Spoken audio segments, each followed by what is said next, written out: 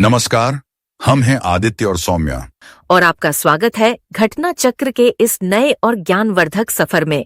आज की चर्चा का मुद्दा ना सीधा और काफी गंभीर है। अगर भारतीय मॉनसून गड़बड़ा जाए तो देश के किस हिस्से पर सबसे ज्यादा मार पड़ेगी? हमारे पास भारतीय मॉनसून का कृषि पर प्रभाव लेख के कुछ अंश है और इसमें दिलचस्प बात यह है कि 2025 के पूर्वानुमान का भी जिक्र है। पूर्वानुमान कहता है कि देश के ज्यादातर हिस्सों में तो खैर अच्छी बारिश होगी, पर उत्तर पश्चिम पूर्वी भारत के कुछ इलाके और पूर्वोत्तर के कई क्षेत्रों में शायद सामान्य से कम बारिश हो। तो चलिए इन स्रोतों में जो जानकारी है ना उसे थोड़ा खंगालते हैं। सबसे पहले ये बताइए, सबसे ज्यादा जोखिम वाला इलाका कौन सा है? हाँ, देखिए, लेख बिल्कुल साफ इशारा करता है मध्य गंगा का मैदानी इलाका, मतलब पूर्वी उत्तर प्रदेश और बिहार वाला क्षेत्र। ये इलाका मानसून की विफलता के प्रति सबसे ज्यादा संवेदनशील माना गया है।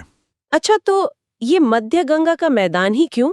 मतलब ऐसी क्या खास बात है वहां, क्या वजह है इसकी? देखिए, यहाँ की कहानी काफी हद तक ना वो एक तरफा निर्भरता की है। मानसून यहाँ खेती के लिए पानी का लगभग इकलौता बड़ा स्रोत है। अच्छा। खासकर खरीफ फसलों के लिए, आप जानते हैं, जैसे धान, मक्का, दालें, जो इसी मौसम में उगती हैं। हाँ हाँ, बिल्कुल। और इससे ना सिर्फ मतलब खाने पीने की चीजों की कमी होती है, बल्कि गांव में रोजगार घटता है और लोगों को काम की तलाश में बाहर भी जाना पड़ सकता है। सोचिए, बाकी कई इलाकों के पास शायद नहरें हैं या पानी जमा करने के बेहतर इंतजाम, लेकिन यहाँ आज भी बहुत कुछ आसमान से बरसने वाले पानी पर ही टिका है।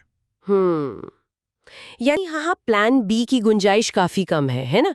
तो फिर जो दूसरे नाम थे, जैसे पश्चिमी घाट या थार रेगिस्तान या नदियों के डेल्टा वाले इलाके, उन पर असर कम क्यों रहता है? उनके पास क्या अलग है? बिल्कुल, इसे ऐसे समझिए कि हर इलाके की अपनी कहानी है, अपनी व्यवस्था है।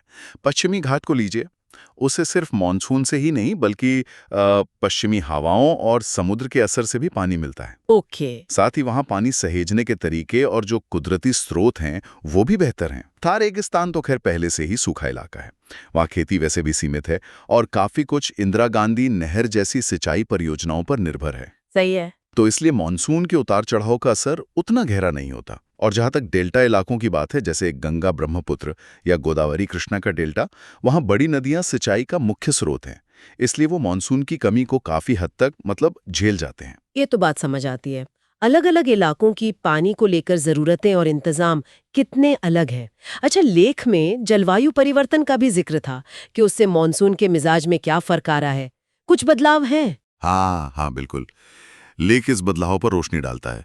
ऐसा लगता है कि मानसून अब दक्षिण और मध्य भारत में ज्यादा मेहरबान हो गया है, जबकि उत्तर भारत में इसका पैटर्न थोड़ा बिगड़ रहा है। बिगड़ रहा है मतलब कभी बहुत ज्यादा बारिश हो जाती है तो कभी लंबा सूखा पड़ जाता है। असंतुलन आ गया है और इसके पीछे कुछ बड़ी वजहें बताई गई हैं, जैसे दुनिया का गर्म होना यानी ग्लोबल वार्मिंग, एल नीनो का असर, वो जब प्रशांत महासागर का पानी असामान्य रूप से गर्म हो जाता है और भारत के मौसम पर असर डालता है, और जेट स्ट्रीम, जो ऊंचाई पर बहने वाली तेज हवा की धाराएं हैं और मौसम को कंट्रोल करती हैं, उनका रास्ता बदलना, ये सब कारण है।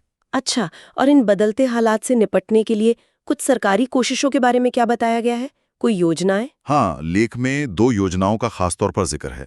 एक है राष्ट्रीय कृषि विकास योजना, RKVY जिसे कहते हैं। इसका मकसद खेती के बुनियादी ढांचे जैसे सिंचाई वगैरह को बेहतर बनाना है। ठीक है। दूसरी है प्रधानमंत्री फसल बीमा योजना। ये किसानों को फसल खराब होने की सूरत में एक तरह का क्या कहते हैं बीमा कवर या मुआवजा देने में मदद करती है। ये दोनों कोशिशें खासतौर पर गांव की खेती पर जो जलवायु परिवर्तन के खतरे मंडरा रहे हैं उनको कम करने पर केंद्रित हैं।